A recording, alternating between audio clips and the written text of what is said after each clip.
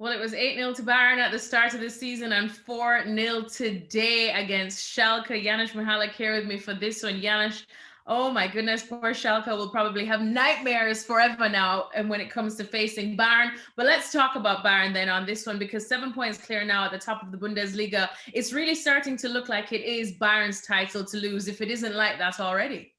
Well, absolutely no drama.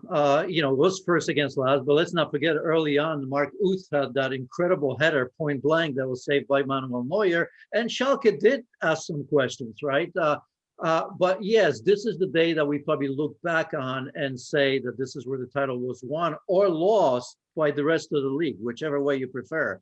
Because going into this match, you look at Leipzig losing points away to Mainz. Borussia Dortmund not looking good at all, really, against Borussia Mönchengladbach. Leverkusen losing points as well. So, there are going to be glitches with Bayern Munich, and they certainly have had that, right? As I've mentioned, losing points from winning positions, going behind. And you've got to take advantage of that if you ever want to even come close to this Bayern Munich team. But, looking back at it today, there was no drama, which I think is important for them. So, yeah, you've got to respect Bayern Munich, because eventually, slowly but surely, they start to put things together, and then you're in trouble.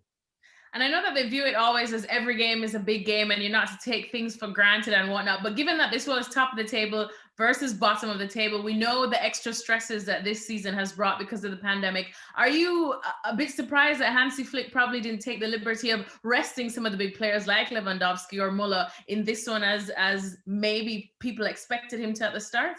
No, I think you want. No, I'm not surprised. Aside from Robert Lewandowski scoring once again, and this epitomizes Lewandowski, because that goal showed everything that he's got. Not only is the 23rd, he's chasing Gerd Müller, but if you saw the composure, the technical ability, the way he stayed with it, and never panic, right? That's him. That's so. But I think there's still some issues. I mean, defensively, Schalke had looks, as we've mentioned. Surely Niklas Zula is not your right back, but because Pavard is not playing well, somebody has to play there. Alaba scoring that late goal, maybe that helps, smile on the face, but we know his issues with the contract, of course, and Jerome Boateng, I don't think is getting much better.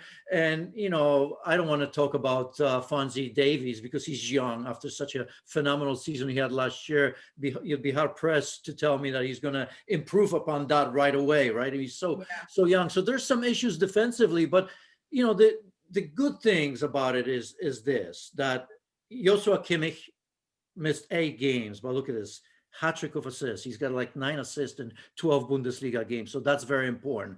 That partnership is going to grow back to what it was with Goretzka. Once again, I think Serge Gnabry, even though he's not scoring, looked good. Leroy Sané, again, another game where he's kind of getting used to the system and showing us how good he really can be, I think. Lewandowski's Lewandowski, Thomas Muller with a couple goals. So again, that's what I mean by the rest of the league missing an opportunity, because slowly but surely this Bayern Munich is becoming dominant once again. At the very least in the Bundesliga, look on the way to the 9th title in a row. And now the big question, of course, is can they repeat winning the Champions League? There's still a little bit of time.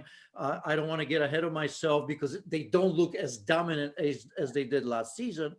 But Bayern are Bayern. They're always going to be in the game, aren't they?